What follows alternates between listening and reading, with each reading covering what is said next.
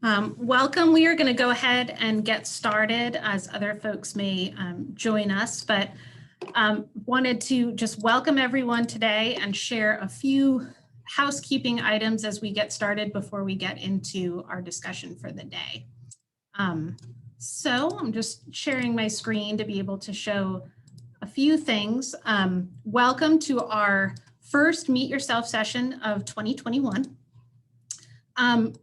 Many of you who are on this call already are probably quite familiar with First Steps and have been a key part of that work for some time.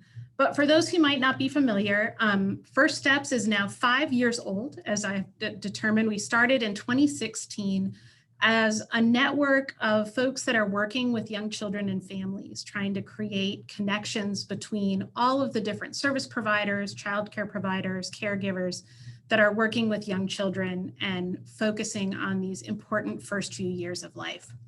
The group in 2016 developed some shared priorities, and you can see those here, creating an information hub to share information about services, speaking with a common voice about the importance of early childhood, and supporting the early childhood workforce. This particular session really fits into that first priority of our information hub. Since 2018, we have been holding Meet Yourself sessions, which are opportunities to learn about different services or talk about important topics. And of course, these have all been virtual in 2020 and now into 2021, but they still represent a really important opportunity to talk about key items. And perhaps nothing is more important right now than talking about how we navigate COVID-19 and support children and caregivers during the pandemic. So we have a fantastic group of panelists with us today. Thank you all so much for taking the time to participate. You can see them here, and they'll have the opportunity to introduce themselves and talk about their particular areas of expertise during the course of our conversation. And we're going to be joined as well by Katie Thompson, who is a part of our First Steps leadership team and also director of the Radford Early Learning Center, who will be the moderator. So just quick on the housekeeping point, many of you are doing it already, but if you just mute your microphone if you're not speaking, we are recording the session, and so we want to make sure that folks are able to hear the speakers well. And throughout the conversation, you can type questions into the chat box. We're going to be monitoring that, and towards the end of the discussion, we'll move away from our planned questions and make sure that we get the chance to talk through some of the questions you've posted in the chat. So with that, I'm going to stop sharing, and Katie, I will turn it over to you. Good afternoon, everyone. We appreciate all of you joining us today. As Jessica shared, this is our first parent-facing event, so we are really excited to have so many on the call, and we are really excited to be kind of trying out our tried and true method with a new audience. So we are kind of working through the idea of how do we support you parents best and dealing with your children in a pandemic. I think that as a mom myself did too, we've learned to be flexible. We have learned to be hopefully more graceful and forgiving of ourselves and others. But there's still a lot that we don't know, and we don't know how to manage, or we feel like we're not managing it well. So our goal today was really to focus on providing providers and parents directly with ideas, with methods, with just some encouragement that, you know, we are all doing the best that we can, and right now that is okay. So we have a great panel list today. So I'm going to say their names and where they come from real quickly. And then panelists, as you do your first question, if you wouldn't mind maybe repeating where you come from, just so parents can connect that face with your name. But we have Rebecca Moore that is with New River Community Services. We have Dr. Florence Mogan with NRV Pediatrics. We have Kate Jackson with Montgomery County Public Schools, and she's their tiered support systems representative. We have Stephanie Root, and she's with CHIP. And Kim Hughes with Conscious Connections, or Conscious Discipline is how you may have heard it in some realms. And then Dr. Pam Ray with the New River Health District. So like Jessica said, we have a handful of questions that we're going to put out there to our panelists to answer to start with. And then we'll move on to any questions that are in the chat box. Please feel free to type in there, and we have a moderator that'll keep an eye on the chat box to make sure we get all of your questions answered. So we will jump into it. Our first topic of conversation is going to be understanding how the pandemic has impacted health and wellness. I'm sure that everyone on this call can think of ways that it's impacted your own health and wellness, as well as ways that it's probably impacting your children. So we want to talk a little bit about that. So we're going to send this first question out to Dr. Mogan and Stephanie Roop. So maybe Dr. Mogan, if you want to start. How has the pandemic impacted children's physical health and access to routine medical care? Well, good afternoon. Thank you for letting me join the panel discussion today. As Katie said, I'm Dr. Florence Mogan. I'm with New River Valley Pediatrics. We have offices in Radford and Blacksburg. And I've been in practice for 30 years in the New River Valley.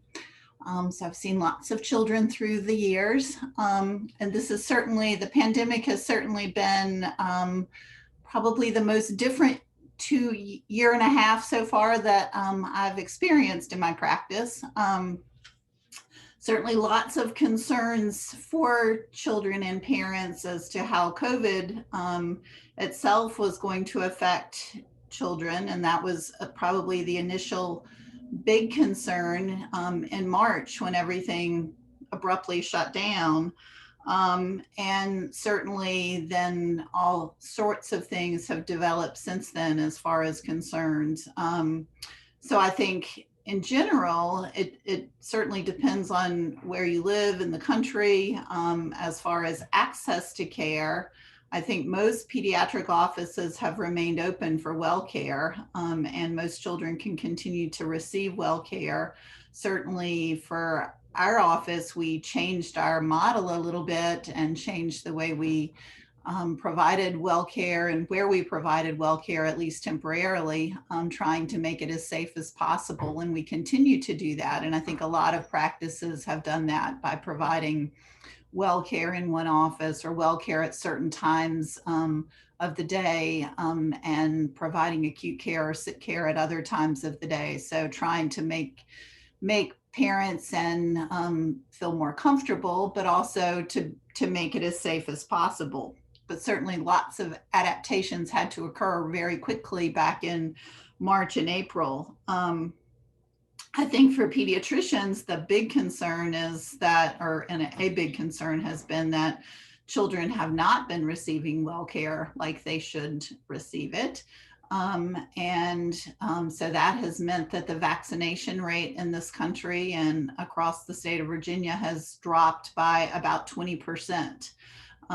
So that is a big concern for not only for health in general, but when vaccine rates start to go down, then that means that we worry about lots of other illnesses, not just COVID, but other illnesses like measles and things that we don't really see anymore becoming more prominent things to worry about.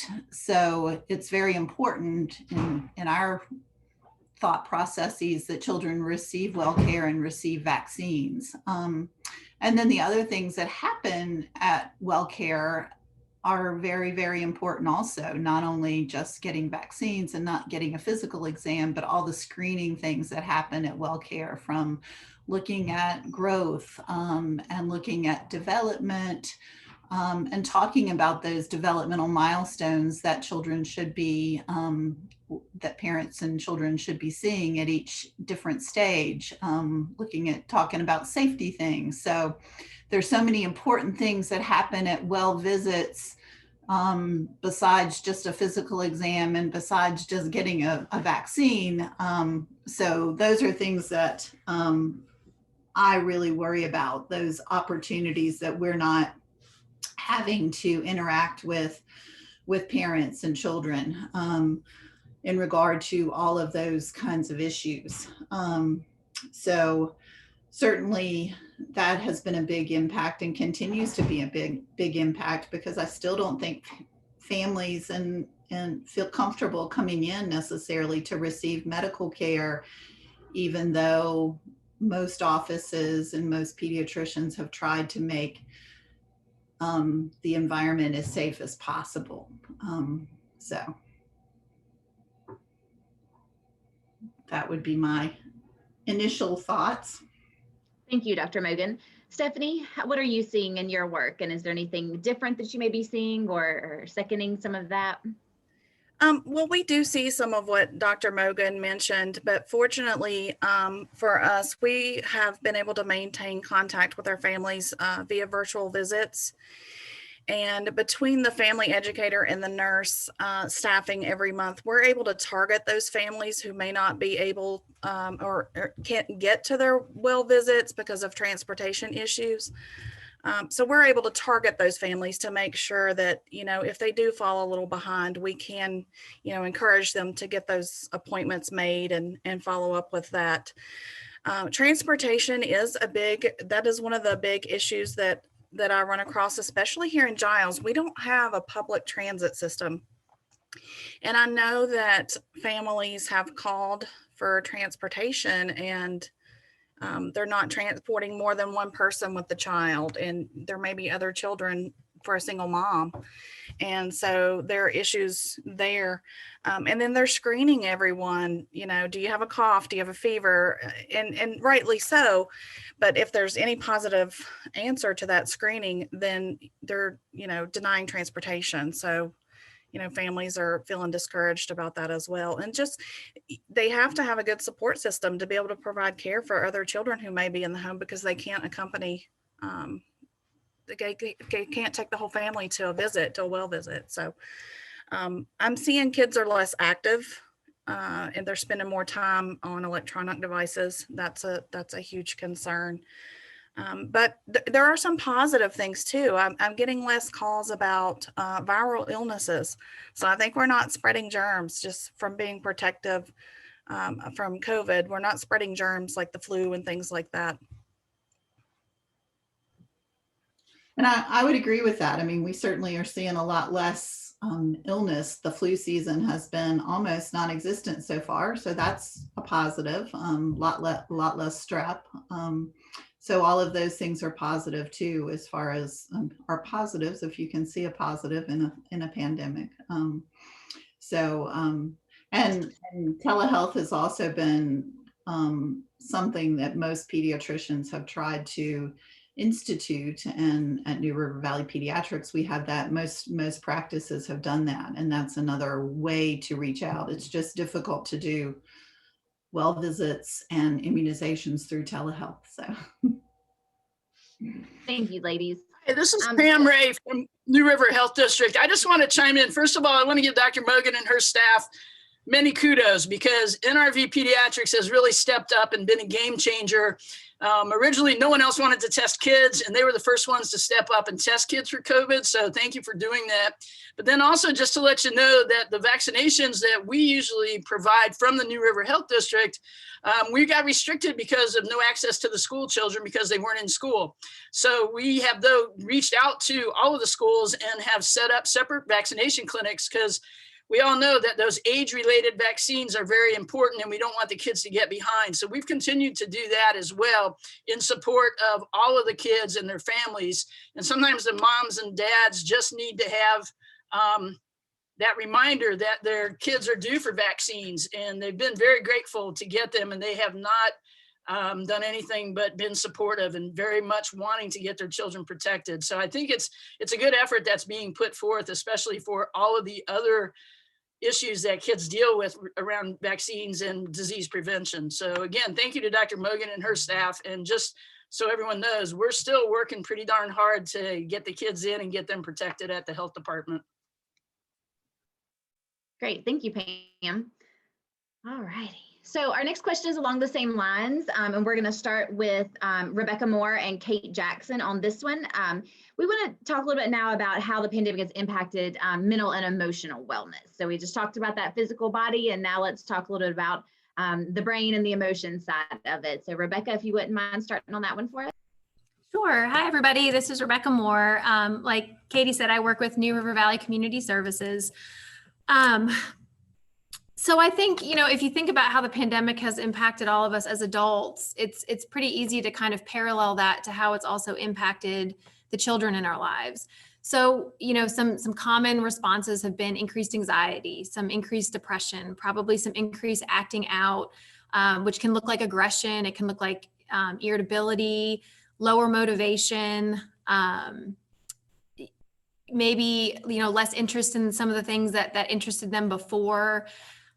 You may even find with some of the older kids who are definitely much more aware of what's going on, both socially and in their lives, that, they may have kind of some hopelessness that's accompanied some of this, or just feeling like, sort of this unending of when is life ever going to return to normal, or maybe low motivation to do the things that they typically didn't struggle to have motivation to do.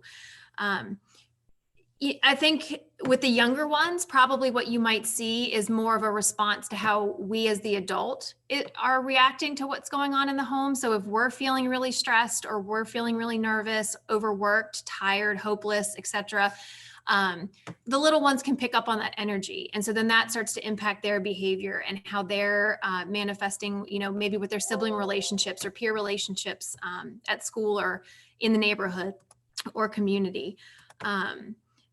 And so I think that those are just some things to really be sensitive about. Children are really no different from us. They have their good days, they have their bad days. They are very resilient, which is something that I think can be really hopeful for a lot of us as providers and also as parents, to know that sometimes they're better able to bounce back from things than we as adults are, because we've become maybe more rigid as we've gotten older, and they're still much more flexible and pliable with regards to kind of, getting through things on a day-to-day basis. At school, there's kind of been, I think, either one of two reactions. You see kids who are typically maybe did really, really well, and now that they're on these virtual platforms are really struggling. They're struggling with motivation, with organization, with getting their work completed, with maintaining decent grades. Then you see some children who maybe struggled in school on these online platforms doing phenomenal and doing really, really well, and feeling much more comfortable and feeling more competent and feeling better able to do things because it's more kind of at their own pace. So I think that's really just kind of a case-by-case basis and something to keep in mind. And to know that as the pandemic started and then as it's gone on, I think we start to see a difference in behavior, in emotional health, just like we have with adults, where I think in the very beginning, there was a lot of unknowns. It was very scary. There was a lot more anxiety. I think then there became a lot of depression and hopelessness. And now I think as we're getting into sort of a reintegration, which I know we'll talk about it here in a little bit, that anxiety I think is starting to kick back up, because there's a lot of unknowns. And how do we reintegrate safely, and sort of how do we trust that we're all going to be okay? So I think from a mental health perspective and a social perspective, those are some of the things that have been most prevalent. So I'll hand it off now to Kate and Kim to add to that as well. Hi, I'm Kate Jackson. I work for Montgomery County Public Schools. I'm at the central office and student services, and our main focus is really the four pieces of a whole child, which is academics, mental health, behavior, and attendance. So that's really our focus and where we pull our data from. Mental health is one of those tricky ones because it's one of those gray areas at times. We're reliant on really self-disclosure or parent disclosure, family member disclosure. I can tell you that we started a new program this past December, which was a social emotional screener. And it was our first time sharing it with our students and family members. And it was a quick screener, 15 questions about social emotional well-being.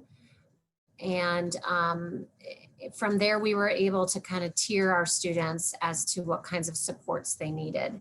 If students landed in the red zone, meaning really significant supports needed for mental health, we connected them with a counselor and made sure that we had plans moving forward with those students.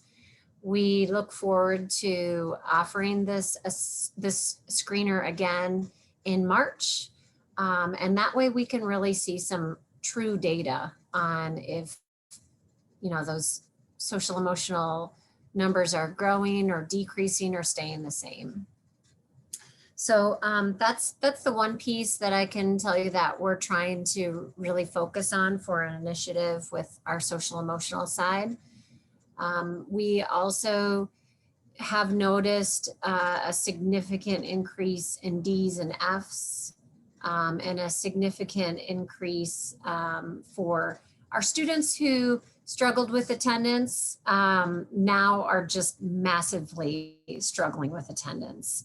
So, our kids that usually around this time of the year, if they struggled making it into school, they maybe have missed 10 or 15 days of school. We have students that have missed 45, 50 days of school. We have students who have missed 220 class periods, meaning they are virtual learners. They check in for one class, they don't check in for another. So we consider that a class period missed. That's been a pretty significant increase. Like if you look at our school board data that we've been sharing every other week, I want to say it's like 360% increase in D's and F's. So certainly that's part of the whole child in ways that we can measure most likely if their attendance is struggling or their academics are struggling or both. Most likely we've got some mental health issues as well. So we definitely are seeing that with our district and answering the call as best we can. I'll jump in if I can, Katie. Hi, everybody. My name is Kim Hughes, and I'm represented by Conscious Connections, which is my personal consulting firm, but I am a conscious discipline master instructor from Raleigh, North Carolina. And for those of you who are new to conscious discipline, we are a trauma-informed self-regulation practice where we help kids learn about themselves, social and emotional learning. We also look at supporting the adults in their lives so that they become pretty strong in the skills of emotional intelligence. And we are an adult first model. And that being said, what we know is that as adults, and when I surround myself with kids, my behavior becomes our kids' behavior. So I really want to echo what Rebecca said in terms of looking at, our families are really struggling. Adults are struggling with this. And at this point, people just want it over. So it's the whole gamut that both Kate and Rebecca have talked about.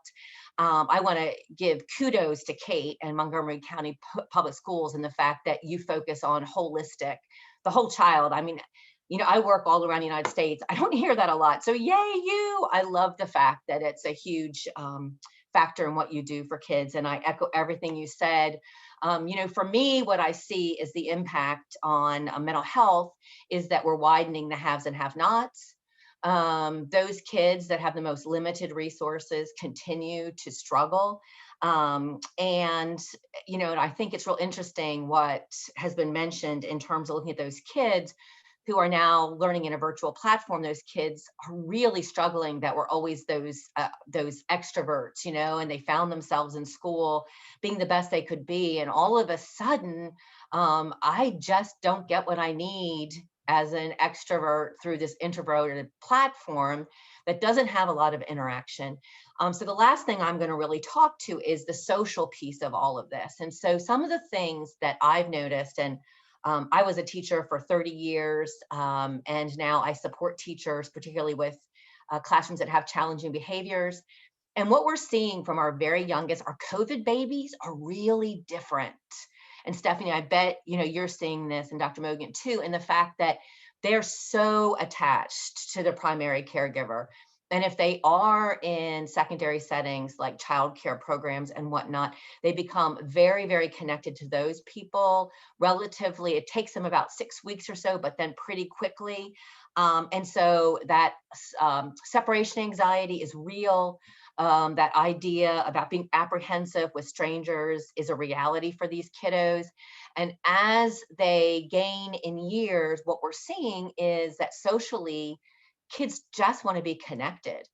And so we're seeing kids that are super disappointed and often very clingy. You know, those rituals, it's been almost a year, and those kids that are old enough to remember what it means to have a birthday party face to face, they're not having those opportunities. And so, you know, many families have the means to be able to do Zoom celebrations, but many do not. And so it really is looking at how can we help families understand how to connect those secondary critical people in children's lives so they continue to have quality relationships with them in an era where geographically we can be close, but you know, if I have an older grandparent who hasn't had their vaccination yet, I'm going to be physically distanced, and usually it is a screen between us. And so that whole emotional impact is really significant for our kiddos. Great, thank you, Kim. And then we had Dr. Mogan, if you have any additional comments on this one as well, wouldn't mind hearing from you about what your experience with mental health. Yeah, just real quickly. I mean, I think I would echo what everybody said. I mean, children really rely on predictability, and this last year has been anything but predictable for everybody. And so children just have not had that predictability, whether it's with daycare or school or with what their parents are going to be doing. You know, you never know whether your parent is going to be home working or home going to work, or whether you're going to be able to go to daycare for a week, or whether you're going to be home for a week, or whether, you know, you're going to school 2 days or not going to school 2 days. And so that lack of scheduling is so difficult for children. In general, it's difficult for all of us as adults, but it's very difficult for children to not have that ability to know and expect what's going to happen from day to day. And then I do think that, you know, echoing about younger children, you know, you think about the child who was turning 1 in February of last year. Many of those children who are not in daycare have not been with any other children for a whole year. They haven't had any socialization with other children unless they happen to have cousins or siblings, you know, if they're only children, or if their siblings are a lot older, they have not really had any socialization with children their own age. So it's going to be an interesting couple of years as those kids kind of reintegrate and socialize, and they are very clingy, and they have a lot of those kinds of experiences to have still. So, but as Rebecca says, kids are really resilient, and it will all work out, but it's just going to be an interesting time for preschool and daycares as all of this we all reintegrate. Great, thank you. Kind of moving on to our next question. I'm going to aim this one at Pam Ray with the Virginia Health Department. Really just thinking about the COVID-19 vaccine and ongoing mitigation. Pam, is there anything that you feel like would be really helpful for our parents to know about regarding children, especially, but children and families of young children in kind of where we are and where we're moving? Sure. Again, I am Pam Ray with New River Health District. I'm the population health coordinator and the backup epidemiologist. Just for everybody's basic knowledge, New River Health District is comprised of Floyd, Giles, Montgomery, and Pulaski counties and the city of Radford. So we're pretty widespread, and we do deal with all localities, and we try to make sure we have an office in each locality. And so hopefully we're easily accessible. First information about the vaccines, which is what everybody's worried about, is that, first of all, they're extremely safe, and they're 94 to 95% effective. That's for the Moderna and the Pfizer, which are the two we're using now. Johnson & Johnson just this morning got approved through the FDA to move forward for a total review, and that'll be done on Friday. A little bit about Johnson & Johnson. It's a 1-dose versus a 2-dose series. So that's important as far as getting the vaccine out there, but there seems to be less efficacy for protection, down closer to the 70% to 73-4%. So that's probably not a big concern. The biggest concern we have is getting the vaccine out to people. With the last 2 weeks, it's been a little difficult because of the storms, and our vaccines were held up We have been replenished this week, and we're moving forward with getting folks vaccinated. We, of course, do have to follow the CDC guidelines for the tiered phases. And we have finished up phase 1A and we're in phase 1B. We made teachers a priority in this health district because we recognized how important it was for the teachers to feel safe to get back in the classroom. So we have almost all of the teachers and staff at all of the schools from K through 12 and preschools. They have all been offered the vaccine, and I would say about 70% of them have taken the opportunity to get vaccinated. This past week and into next week, we should be finishing up with their second doses. So it should coincide with when some of the school systems are opening back up. So we're hoping that will relieve some of the concerns that folks have about getting back into the classroom. What we do know is that the vaccine will protect you from getting the virus, and there is right now some really positive data that it's also going to help prevent the transmission. Now we've all heard about these new variants that have come around. I can honestly say right now, we do not have any of them in the New River Health District, but we are surveilling all samples, and anybody who gets a reinfection that doesn't fit a normal pattern, their sample is being sent off for genomic sequencing so that we'll know if that variant is around here. There's no reason to suspect that it won't be, because that's what viruses do. They mutate and that's how they survive. So we're expecting that. And what does that mean for the vaccine? Right now, the vaccines have been very promising even against those variants that have shown up in other countries. They've been doing testing already. As far as families go, right now we can't vaccinate kids under the age of 16, and that's with the Pfizer. We can't vaccinate them under the age of 18, and that's with Moderna. They have not done enough studies to know, is it safe for kids? And there is nobody out there that wants to be injecting children until we have the data to support that it's a good decision. Studies are ongoing right now for ages 12 to 18. And that's being done across the boards in different areas of the country and as well as in other countries. So it's a global effort to find out how safe is this in young people. So what does that mean? It means the adults need to get vaccinated. And we need to have adults being willing to get vaccinated and to take all the necessary precautions. So families that have kids in school are usually not of the age group yet that we are vaccinating. So there's a delay.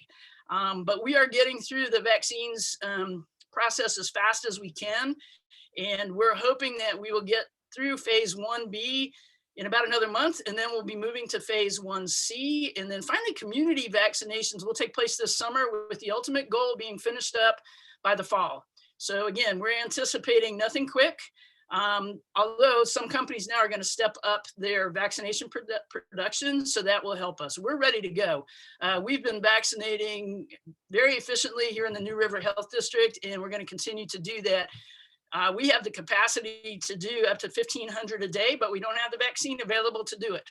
So as soon as we can get those two things coordinated, I think we'll see a bigger push and some more acceptance actually of getting vaccinated. In the meantime, we still need to make sure that everyone is being vigilant. You still need to mask. You still need to distance. You still need to not gather in large groups. For family units, your family unit's fine. But when you start doing these other activities and we start carpooling, and you know, the one mom or dad that can bring all the neighborhood kids, if you're going to put them in the car together, put masks on them and open the windows. Okay, that will help decrease any type of transmission. I think it'd be unrealistic to say, I can't put you in my car unless you have a negative test or your parents have been vaccinated. We need to be realistic, but we can also be practical. So continuing the good practices that we can do at this time. So again, teachers and staff should be feeling pretty good about their protective level. And that's part of our mitigation, is to make sure that they're taken care of. The other part of this, everyone's kind of forgotten about testing.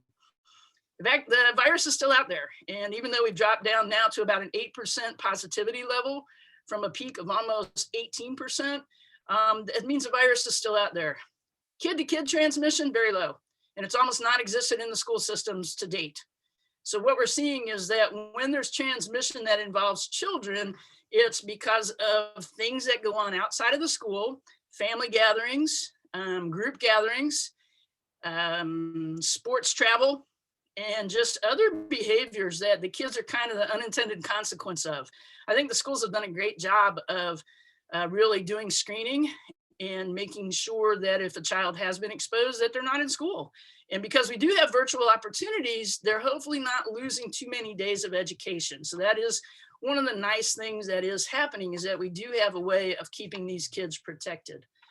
The other thing to know about is riding the school buses. People have expressed concerns. The schools have taken some really good actions and started spacing students out, masking, and windows open. All good things that make sense. Scientifically, they make sense. The other thing is that in the classroom right now, there's great data coming out that's showing if there's a 3-foot distance with masking, it's pretty darn effective to preventing transmission. So it goes back to all those things we've talked about. Let's mitigate and then get people protected. When I talked about getting adults protected and community protected, there'll be some people that can't get vaccinated, our youth, some people that are immunocompromised, they can't get vaccinated, and then some people who opt not to for whatever reason. So we have to depend on the rest of the community to build up what we call herd immunity. And that is to get as many people vaccinated as possible so that they can help stop the transmission to those who aren't vaccinated. For this virus, we're looking at 75 to 85% vaccination rate. That's pretty darn high. Considering that when we do flu vaccines, we're hoping for at least 50%, right? So if we can get that up there, and I think more and more people are coming on board and they recognize the seriousness of this virus, that'll happen. It's going to take a while. And we just hope that there isn't so much fatigue around COVID that people become complacent or so aggravated that they're not going to do it. So I think it's a real positive that we have the vaccines now. We have to continue our testing and monitoring, and then also get all these adults vaccinated that we can so we can protect our kiddos. Great. Thank you so much, Pam. I think that's a lot of great information and some good numbers that help us to have some perspective around what this means for our families and our children. Thank you. So we've talked a little bit about the effects, and we've talked some about the short-term effects, the long-term effects, what we're seeing for mental and physical health, and the impacts that COVID is having on our families and our children. And that's kind of the yucky part. But now we want to talk about some of the positives. We want to talk a little bit about the successes that you've seen in strategies to combat some of this. We want to talk a little bit about strategies to support our children and support our families. So for those panelists, we're actually going to skip the first question and come back to it.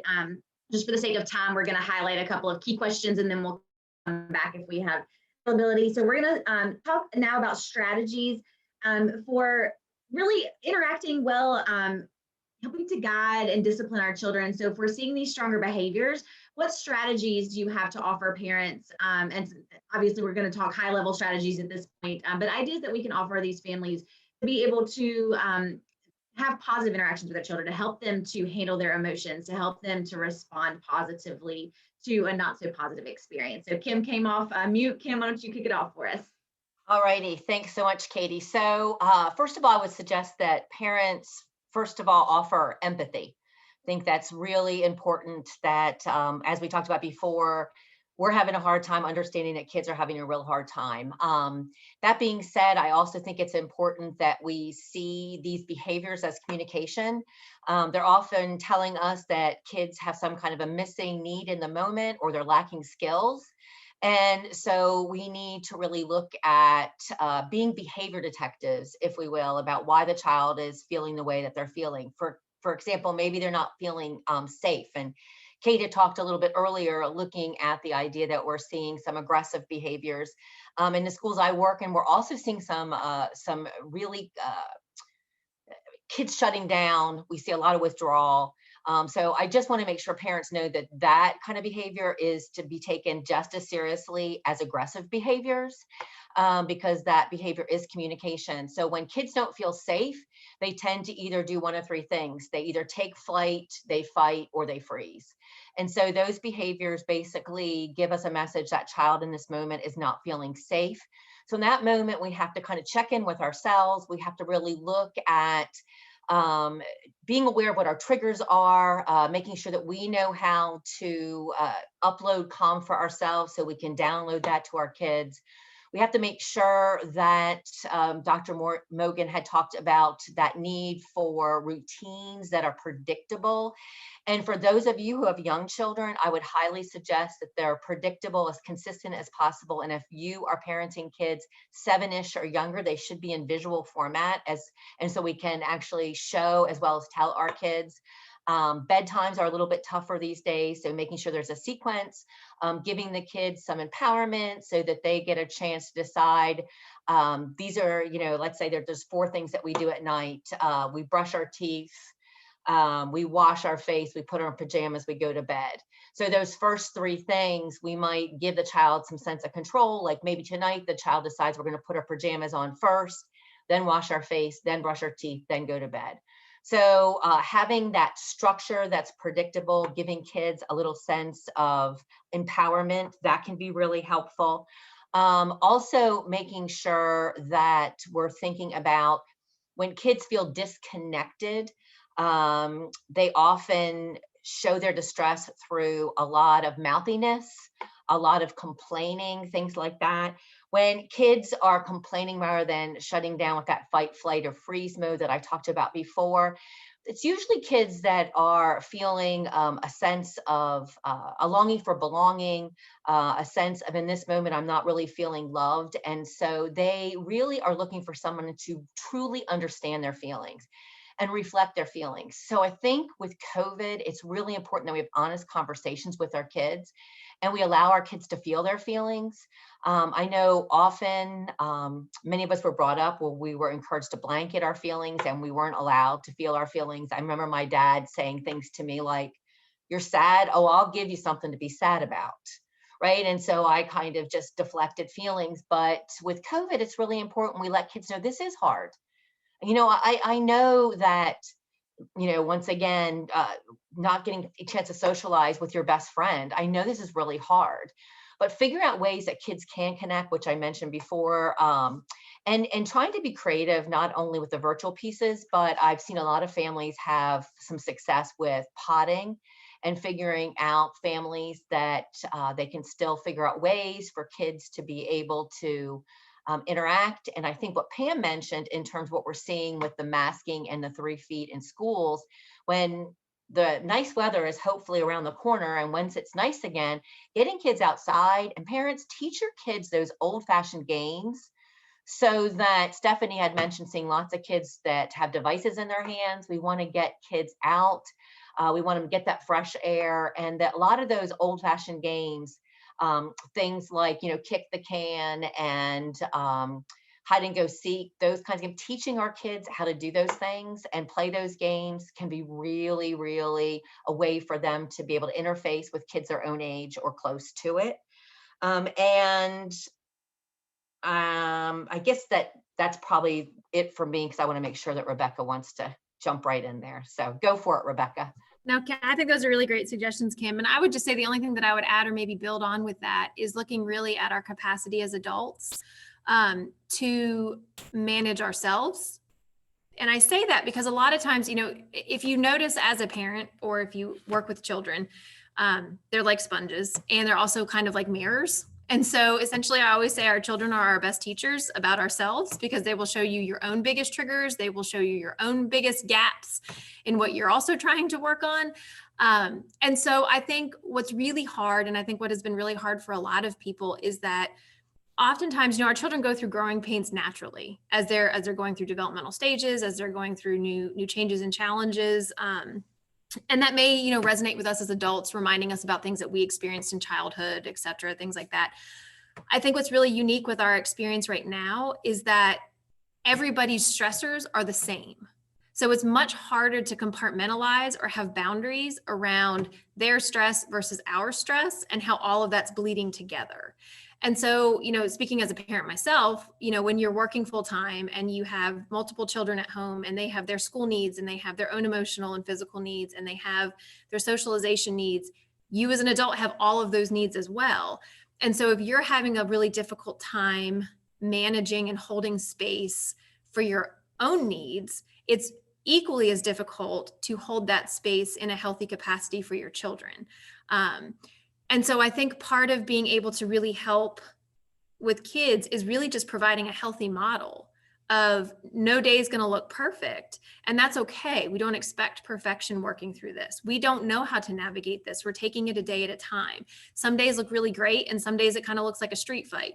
But at the end of the day, we're going to be okay because we're going to talk about it. We're going to be open about it. We're going to be able to share what's going on. And then we're going to get creative with how can we find some solutions to what's happening.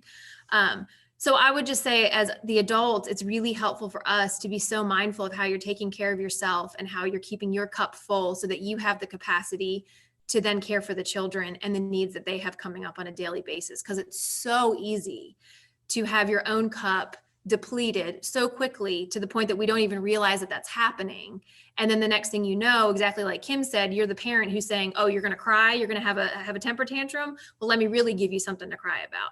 And that's not anything that was intentional. It's because we were not able to recognize where we were at and that we were lacking the capacity and ability to manage our own stressors in a healthy way. So we couldn't step up and be present for our children. So that's probably the only other thing that I would add. Great. Thank you, Rebecca. It's definitely like, if you've ever been on an airline and they tell you as a parent, you put your mask on before you put your kids on. And it is a tough thing as a parent to take care of yourself first. But I think, again, this pandemic has taught us so many new skills and highlighted things that we know innately are important as a parent, but now it's really been highlighted. We have to do these things. And we do when you're with your kids, 24 hours a day, 7 days a week, along with your 40-hour job that is now living in your home. For many of us, it's not the same ballgame with parenting anymore. And so we do have to take care of ourselves first. And that doesn't always feel natural, but I think Rebecca and Kim are really sharing that insight that it makes us a better parent when we take that breath for ourselves too. So thank you, ladies, for sharing those great ideas. We're going to continue on a similar track with strategies into our next question. So we've had a couple of people mention this idea of reintegration. Schools are starting to open back up. We are seeing a little bit, I think, of COVID fatigue where groupings and gatherings are happening. The weather's getting warmer. We're just starting to see where we're getting back into our social circles in some way, shape, or form. And there's definitely some concern that children will not know how to get back into their social circles, or for these young children, it's going to be their first introduction to socializing with others. So we want to take a few minutes to talk with our panelists about ways that you can help them to calm their anxiety about getting back into whatever circle they may be entering. Again, whether it be they're going back to school full time, whether it be a young child that's getting into the child care system, whether it be a parent that's getting ready to take a child into the child care system or back into school full time. What are some strategies that you guys feel like we can utilize to help calm anxiety and support this resocializing structure here? At Montgomery County, we use zones of regulation. I recommend checking that out online if you're not familiar. But essentially it helps with all students, young and old, to identify their emotions with a color. It doesn't put blame or, you're not good if you're at a red. It really provides a concrete example of what emotions and feelings look like and how we can handle them and what we can do to move fluidly throughout our emotions. We have conversations in our classrooms. We have visuals. We have lesson plans around the emotional regulation. So that's our hope for helping with calming that anxiety of our students. I do know that, we're going to have a variation of students where, some are going to be scared because they've been home this whole time and now they're coming back. But on the flip side, we also have students who have been in school this whole time, my kids included. And their classrooms are about 4 to 5, at most 8 students in class. So there comes an anxiety on the flip side too of, oh my gosh, now there's going to be all these people in this building that I've gotten quite comfortable with having my own space. So there's varying degrees of that anxiety. I can tell you, the mitigation efforts for Montgomery County are endless. I mean, if you've watched any of our school board meetings, we are up until 1 o'clock in the morning, at least every other week, talking about the latest and the greatest mitigation strategies. So yes, we keep our 6 feet distance. They're now talking about CDC's recommending 3 feet. We're still trying to push for the 6 as long as we can. We don't have a traditional cafeteria anymore. It looks very different. Kids get called in to get their lunch. We also have some schools where lunches are delivered to their classroom. We don't have recess, but that's coming back. So we've mitigated those kinds of events. We have plexiglass, we require masks, just everything from good old let's stop and wash our hands to making sure kids are going down the hall one way and up another one on the other. And for the most part, our students, we don't have problems with our kids. We have a lot of parents who have called us and they don't want to send their child back because they know their child won't wear a mask. And we say, give it a try. And we find just the opposite. Our little ones have a little more trouble, the preschool kiddos and the kindergarten guys, just because it's itchy or whatever. They get sick of it. But as far as, I mean, even our kids that have really tricky behavior, for the most part, they keep that mask up. It's just part of our routine. It's really not a big deal anymore.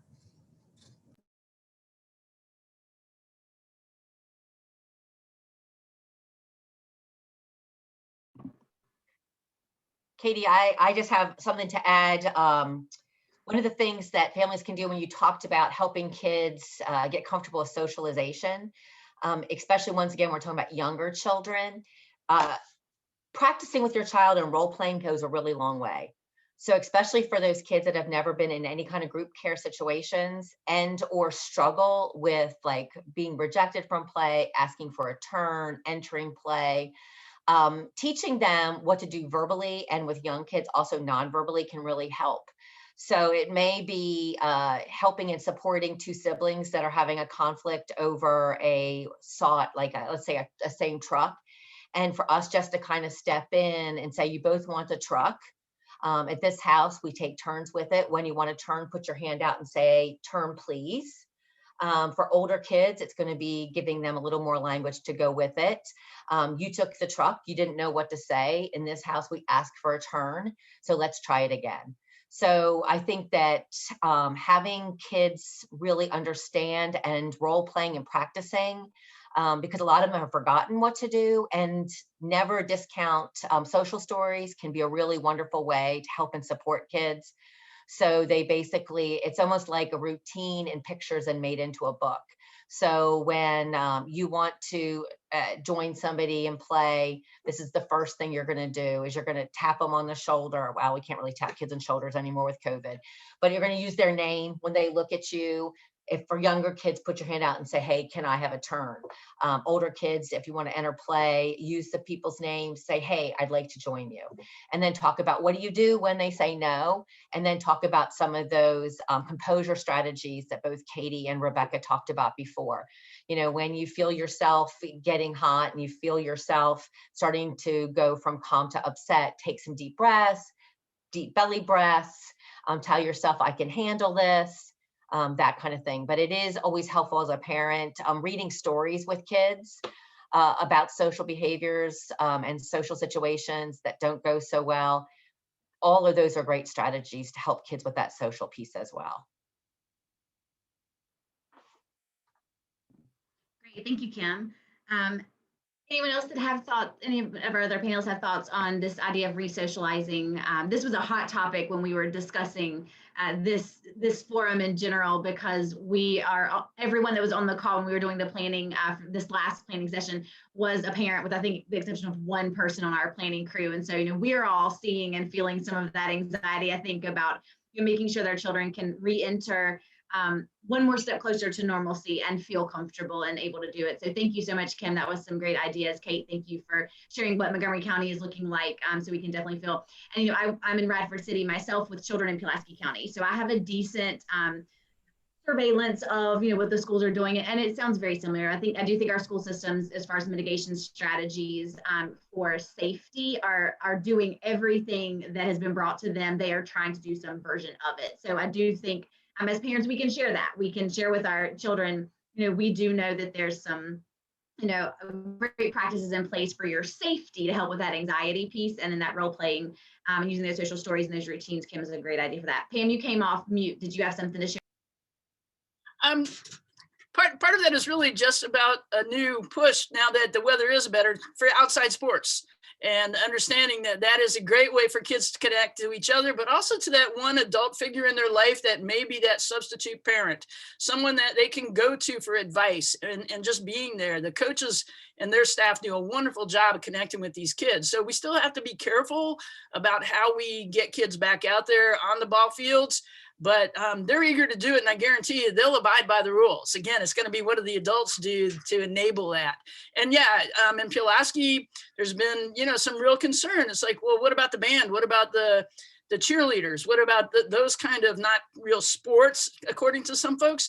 And parents are stepping up and saying, hey, I will give up my spot at a ball game if that means the band can be there. So that's the kind of community support we need for parents to recognize how valuable it is for peer interaction, and for people to be able to find joy again. And little kids finding joy will make them a whole lot more able to manage this problem. Yeah.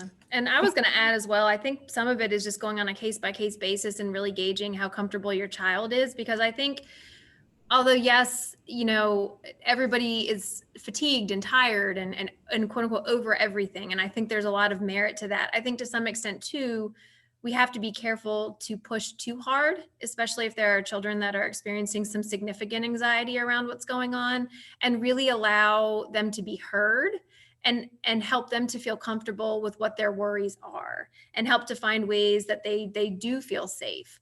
And I do think the other piece too, in addition to, you know, having these bubbles of groups that we know where they've been, and so we feel better about safety, and having Zoom play dates or engaging in more outdoor activities. I think the other pieces too is, and I've had the benefit, I guess you could say, at times to hear from many different people in many different areas about their own opinions about everything that has happened and gone on and how things have been handled. And I think we have to be careful as adults with how we are sharing our opinions about things, because they pick up on that and they internalize that, and that is what they use as their driving behavior, essentially. So if we have extremely strong opinions and we don't agree with something, and we're essentially venting or saying, you know, really negative things about people who are trying to make things happen or trying to be safe or whatever the case may be, that will come out through the child as well. So I think that's just something, as we're going through all of these really gray areas, to just be cognizant about having an open dialogue, whether or not we completely agree or disagree with what's happening. Flexibility is really hard. Change is really hard. And that's all we've been doing for the past, especially for the past year and a half. And that's going to continue to be the name of the game for the next 6 to 7 to 8 months. So I think just having a realistic approach and understanding of that can be really helpful too. Because I think everybody had this idea that 2021 was going to happen and poof, everything was going to go away and we were going to have vaccines and it was going to magically disappear. And now everybody's having this moment of like total sadness of like, what is happening? And so it's just being realistic and compassionate that this will be ongoing. And so how do we just take our time with it? And it will eventually get back to something that represents normal, but we just have to be patient.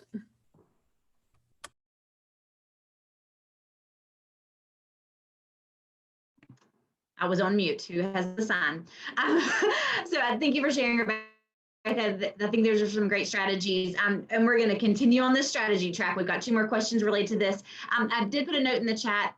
We are at 2:04 and we end at 2:30, and we do want to leave some time for any additional questions that we didn't pre-plan.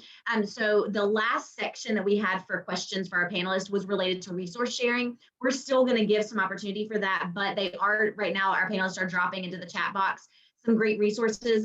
So please take a second if you haven't pulled up the chat box to pull it up so you can see some of those resources being listed as we're working through these last handful of questions in our last 25 minutes. So like I said, we're staying on that idea of strategies. So right now we've got a lot of virtual learning. While many of our schools are opening up and offering an option to come back to school, the flip side of that is that for families that are not ready for that, that are not comfortable, or that's not a good fit for the health of their family, they're now switching over to all virtual. So we're moving away from this blended model to our school systems. You have to choose. So you're either going back to school or you're going all virtual. So in light of that, if Kate and Stephanie could share a little bit about some great strategies that you might have for supporting our young learners who are doing virtual learning. Stephanie, you want to kick it off? Sure. So one of the things that I recommend to my families is finding a spot that is free from distractions, and for the parents to be present in the area with the child and not on their cell phone, actually participating and engaging with their child, because it's very difficult for them to concentrate if there are distractions. And then, if mom's sitting playing, a game on her phone, then that's also distracting. So we recommend, just a quiet place, very few distractions, none if possible.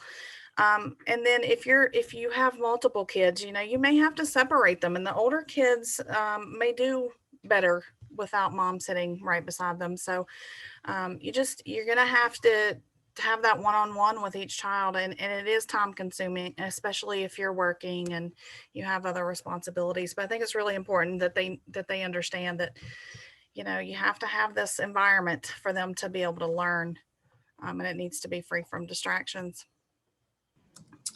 My advice from Montgomery County as well as a parent is, now is the time where you need to be the most involved with their academics. It's really hard. We've tried to streamline it as much as possible with having everything housed in the Google Classroom. But I recommend making sure family members are signed up for PowerSchool and have their teachers' email addresses or Class Dojo, however your school is communicating, and just staying on top of it, because our kids are, virtual learning is a hard deal. Even as a higher ed student in college, college students struggle with online learning. So now we're asking an 8-year-old to be able to stay on top of all the deadlines. It really requires diligence with the parent. And I know it's hard. I work for the school system. I actually work in schools where my girls are, and I have trouble keeping up with all the deadlines. But that's when you keep your teachers' emails close by, and you just need to stay in constant contact. PowerSchool is a huge help. You can log into the portal and see whenever there's missing assignments. And to me, I prefer using PowerSchool versus Google Class. Going through my kids' Google Classroom is just easier. The problem is that PowerSchool has a lag time. But I also have listservs from both of my kids' teachers. So they give me a weekly snapshot of what's to come. So I can already be like, Thursday's your test, Friday, you got to finish reading that book. I can stay on top of things like that. The other thing that our kids are not using enough, and they really should, because it's huge, is that all of our teachers have office hours on Wednesday mornings, every single one of them. Reading specialists, school counselors, general ed teachers, special ed teachers. We are all available Wednesday morning. And all we need to do is have your child or the student send a message to the teacher, or a parent can, or a family member, and say like, hey, can you meet with Adeline at 10 a.m. and right away that teacher will send you back a Google Meet code. And before you know it, the kids are having a one-on-one discussion with their teacher on Wednesday, catching up on anything they missed. Both of my girls have used that resource. It's not used enough for sure, and it's huge. They get that relationship time with their teachers. They get to remediate those skills. Takes a lot of pressure off those family members from having to be the expert in all of these subjects. And you've got another adult helping you through this virtual learning process. So take advantage of those Wednesdays. And it doesn't just have to be Wednesdays. I can just tell you for sure that Wednesdays, that's a requirement for our teachers and all of us to be available for our students. Great, thank you. Those are some great strategies. I think this has been an interesting and enlightening experience for parents into what teachers are really doing with their day. I think it's helped us to have a lot of respect for educators and caregivers to really see what is all day and 24 hours a day like. But I think that we have also learned a lot about how we can support parents, because we are also now seeing some of those gaps. I think Kim mentioned the have and the have-nots. We're seeing that gap widening and some features of it becoming more highlighted. So, we have, again, if you can see the positives, as we've heard before, I think we're learning a lot. We're learning a lot about our education system. We're learning a lot about our parenting style. We're learning a lot about how those two things work together and could improve, or the things they're doing really well. So it's been I think, incredible learning experience. And a part of me is a little bit excited to see where we are in a year from now, to see what we've learned and what we embrace from this experience. So moving into our last question in this section, we are going to ask Kate and Dr. Mogan to kind of step up first on these, and we can see if anyone else has comments. But as we do move into summer, and we're moving out of typical, school year support, typical being an incorrect word to use here, but moving out of our school year into summer, is there advice that you guys can give to our parents about how they might ought to be thinking about use of summer camps, use of summer time, this kind of engaging in remediation if needed? So what can we maybe help our parents to get some guidance on moving into this next stage? I'll be happy to elaborate on what we're doing with MCPS. Any of our students who are doing poorly academically, we are extending the school year. So we are highly encouraging summer school. I'm not sure if we can require it yet, but that would be our desire. We have some students that have some really significant gaps, and we need that summertime to catch them up with where those gaps are. So we do have summer school available. I recommend, if you have a student that's not struggling, not to take advantage of summer school. It's going to be more of a remediation process for those kids to try and get them back to the grade level that they're at. And as far as emotional struggles, what resources we are offering, we continue to use our SAP Student Assistant Program process, where we refer students. Anybody can refer, parents, teachers, counselors, if we feel like a student is struggling emotionally. And from that meeting, we plan around that child and what types of services we need to wrap around and make sure that they're supported. Many times we then couple up with our counseling programs like New River Valley Community Services or NCG, which is National Counseling Group. And we provide some in-home services, supports that can be for family members as well as the students.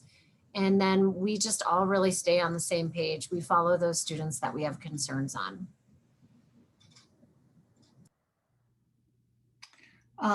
In regard to summer camps, I think summer camps will probably have some struggles with opening again this year. There were lots of camps last year that tried to open and ended up not being able to, but there were many camps that did open.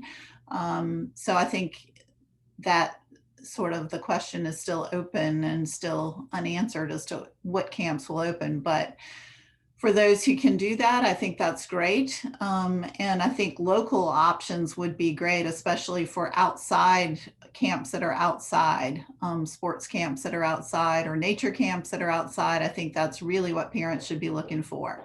And there are lots of local options in the NRV that you can look for, oftentimes that are not real expensive camps, that can provide, week camps for kids for either soccer camp or basketball camp, or just nature camps that are available. So a lot of those camps that can provide outside, mostly outside services or outside time, should be safe and should be great for kids to have some socialization and time with friends and time to make new friends. So I think that's a great option.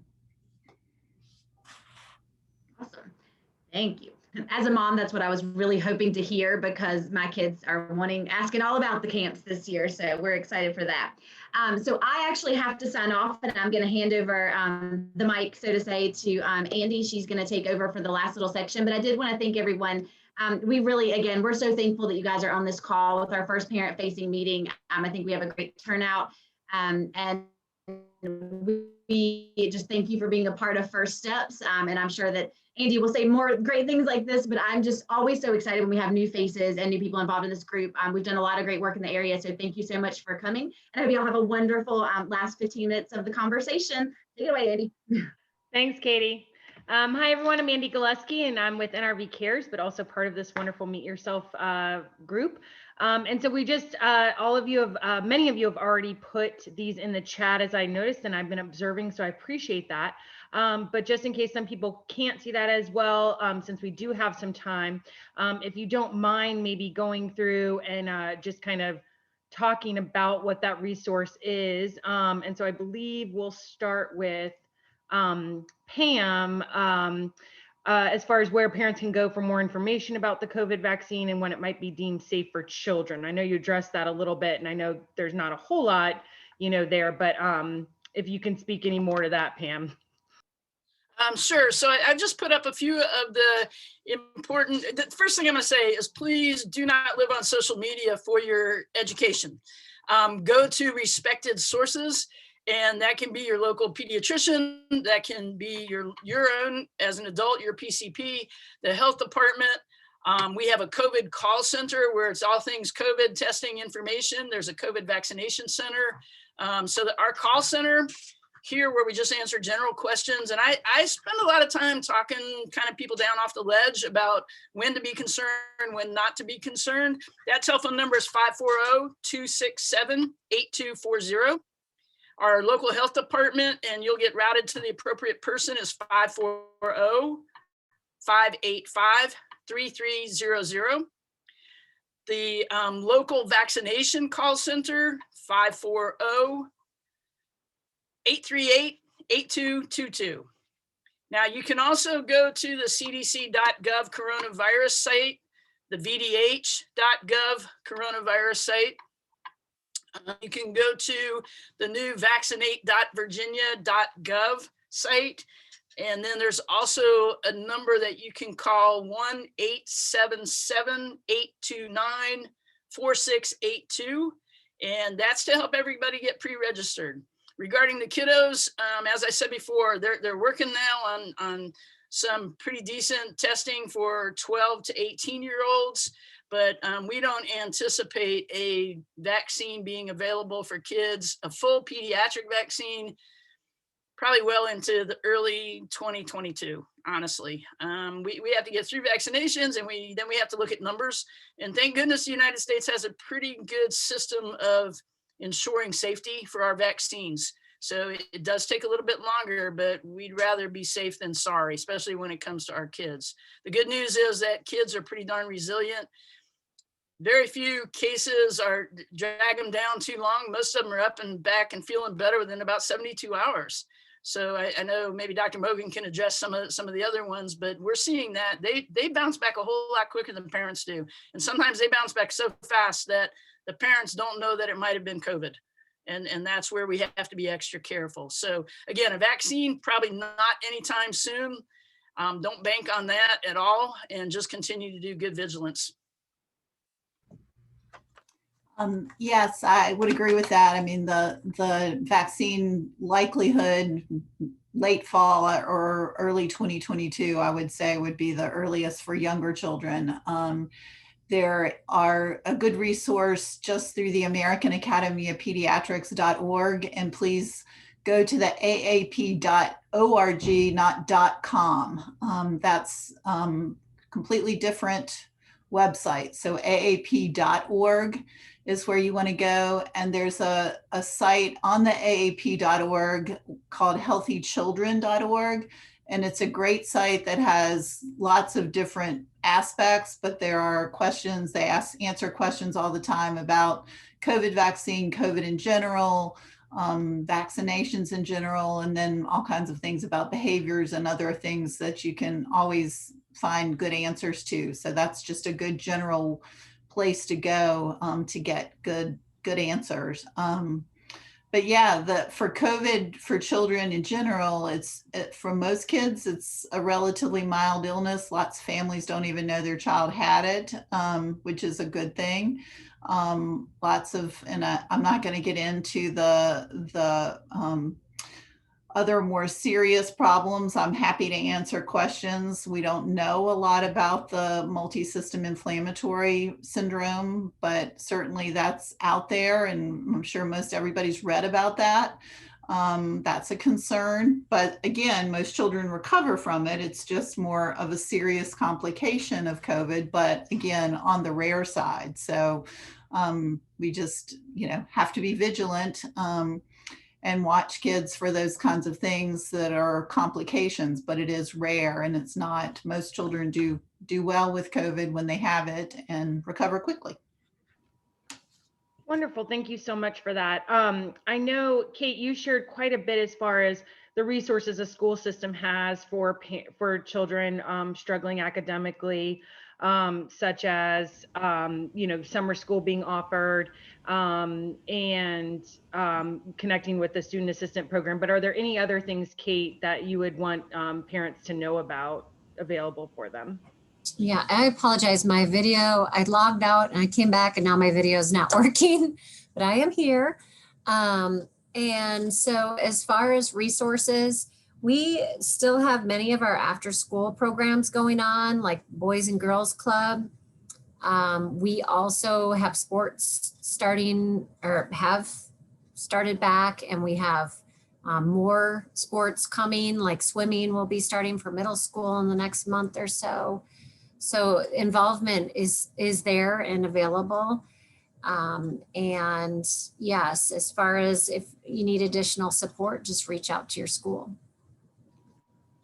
Great, thanks so much. I also know that Stephanie had to sign off, but said if there's anyone who needs anything with CHIP, that of course there's Kim Curtis and Missy and all the other wonderful folks with that program.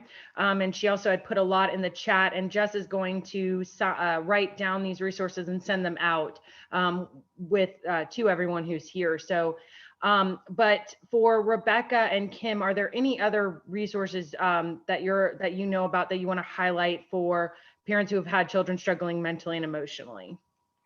I just wanted to let people know, if they want those resources now, and before Jessica gets a chance to type them up, if you want, you can go to where we write in chat comments, and there's 3 dots.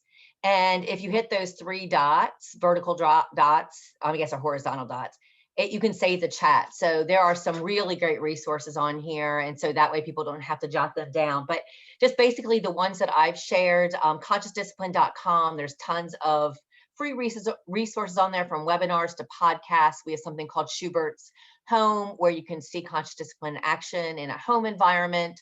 And we spent last spring, when our work pretty much evaporated, many folks like myself gave our time as a gift to the world, and we came up with some great free resources to help and support folks in midst of COVID. So everything from some of those nighttime, bedtime routines, we have all kinds of visuals you can use.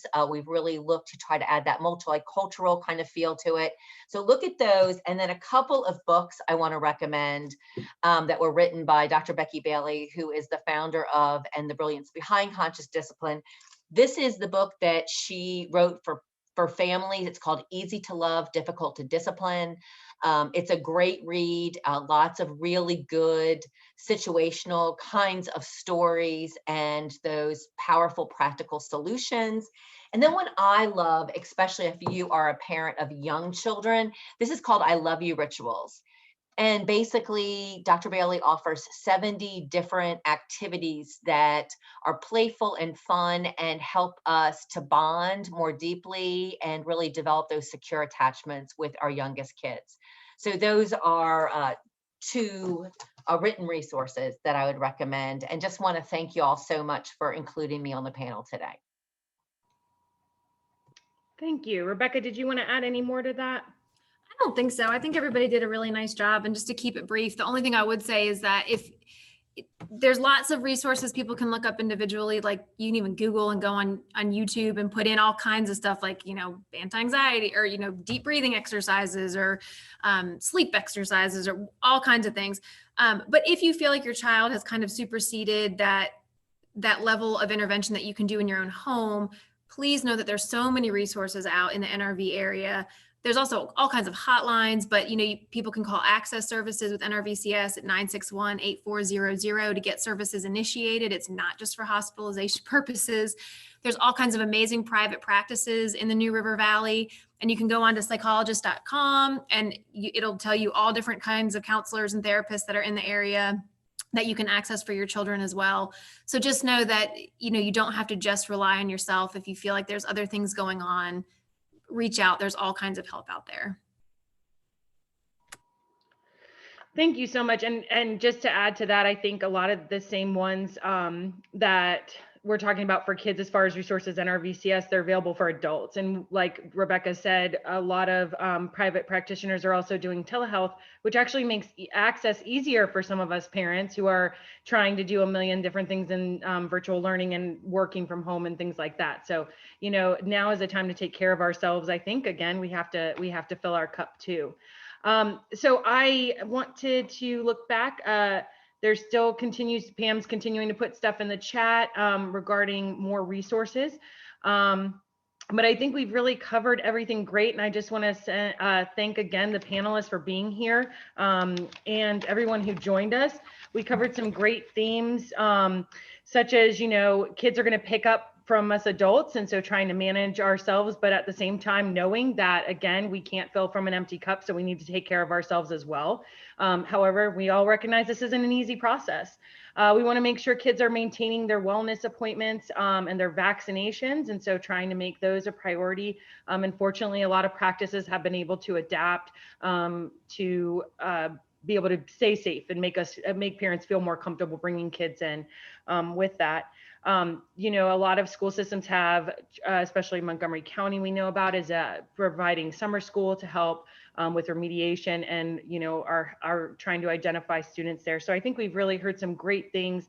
I really appreciate, again, everyone's time for being here on behalf of the First Steps group. Jess, did you want to share anything else before we close out? No, I just, again, want to extend my thanks to everybody, all the panelists. And as I said in the chat, I'll pull together the different resources, try to find some URLs. So the panelists are welcome to continue to send other things to my email that you received earlier today. And we'll make sure to get those up on the Community Foundation's website, where we keep all of the First Steps information. That's cfnrv.org. I'll also send that out to everybody and make sure you get access to the resources, the recording of this, and you can also see past recordings of other Meet Yourself events with some other great speakers that have come forward with great resources. So again, just thanks everybody for joining us. It's been a wonderful conversation. I learned a lot for my kiddos too, and hope that everybody enjoys the rest of the day. Thank you. Thank you all. Bye, Thanks so everybody. much. Thank you. Bye-bye.